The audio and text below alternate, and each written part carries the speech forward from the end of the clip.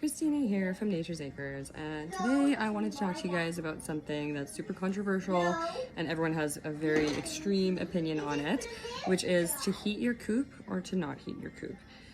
So first off, everyone knows their flock and what they're capable of, if they can handle it, if they can't. So it's ultimately only your decision how you want to take care of your chickens. So I'm not going to preach anything. I'm just going to tell you our experiences because we've done both. And then you can kind of decide for yourself what might work for you.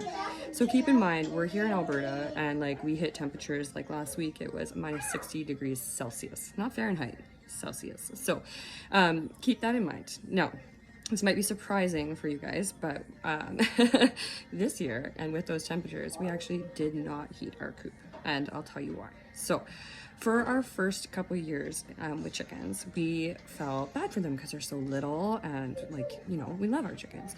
And so we heated our coops. So our first year, we didn't have an insulated coop, but we did do red lights and we did do heat. And what we found was the humidity inside the coop got so bad that all of our chickens got sick.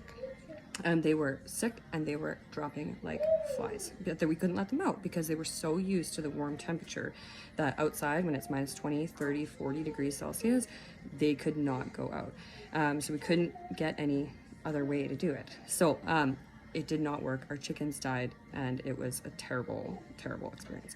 Some survived and not all of them died, but we lost a lot of birds. So our next year we thought, okay, so this year we had them insulated, we had them in a shop, everything was great.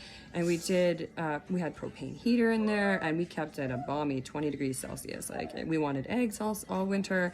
And it worked. It was nice, but still the humidity got in. So some birds still got sick and we still lost about 10 birds to sickness from that.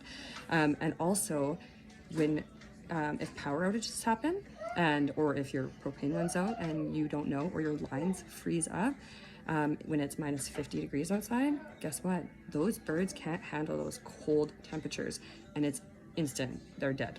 And we experienced that also. Our lines froze up in our propane heaters and our birds died. So having both of these experiences with, one keeping propane heat, one doing red light heat, with insulated coops, non-insulated coops, neither one really worked for us. So this year, when we did it, we have 2 insulated coops, and then we have a big run that is normally open. It has a roof and has 2 tin walls, and then we polyed the whole thing so that it would stay kind of like greenhouse effect. So this year we always have done deep litter. So we deep littered in there. So with deep litter, let's just keep adding bedding until, and it's kind of composting on itself. So it's creating heat as well.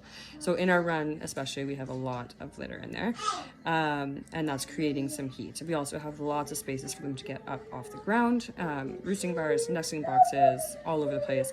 And so this year, even with this extreme cold, we had a very mild autumn and a very mild beginning of winter.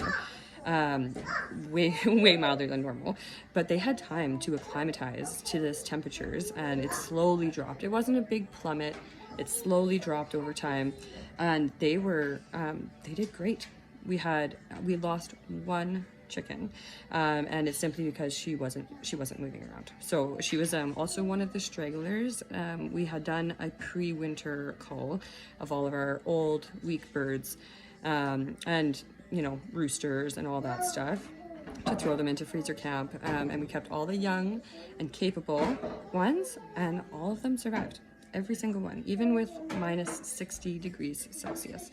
So, but because there was no humidity, there was no up and down from hot to cold. Oh, hi, hello. There was no adjusting or changing of temperatures. There wasn't any sudden craziness, and there was no humidity buildup. So no one was sick, everyone was healthy, everyone was young, and they all survived. So, like I say, everyone knows what their own flock is capable of, and you can always decide what works for you. But for us, this is what happened, and it worked for us to better not heat. And it worked for us to not heat. So, I think that, like I say, everyone needs to figure out what works for them. But if you have a lot of, like older birds, like three years and up, they're probably not going to survive the cold. So, but you know, if you have your 1 year or just started laying pullets and they're pretty tough and they're pretty resilient. And as long as they have time to acclimatize to the cold temperatures, and it's not just like, oh, it's plus 20, now it's minus 40, well, of course they're gonna die. Any animal or person would with a sudden drop like that.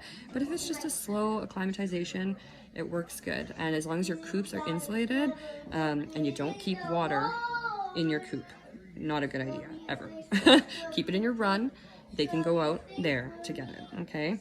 And having deep litter is the way to go. And if you do have an outdoor run, make sure you put some sort of barrier from wind, right, and elements, like, so there's no snow in our run because we polyed the whole thing and it has a roof. So it's kind of like a little greenhouse in there. So we might get these freezing cold temperatures, but we still get sunshine. So when it's minus 60, the skies are blue and the sun is shining.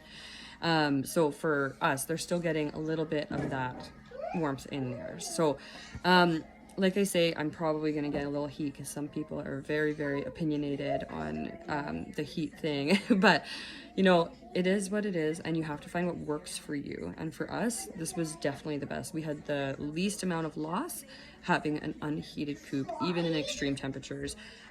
Whereas having all the birds together with heat that has a chance of going out, there's always a risk of power outages in the winter. I think no matter where you are in the world, whether it's snow or ice or rain or storms, it's just it's gonna happen. So if they're not used to that, it can be really detrimental to them. So anyway, like I say, everyone has the right to decide what works for them and for their flock. You know them, you know what they're capable of. So do what works for you, and no one else can judge you for what you do. But personally for us, this is our experiences, and I wish you the best of luck having chickens over the winter. It's an experience no matter where you are. So, but we love our chickens and we want them to have a great life. And for us, this works the best.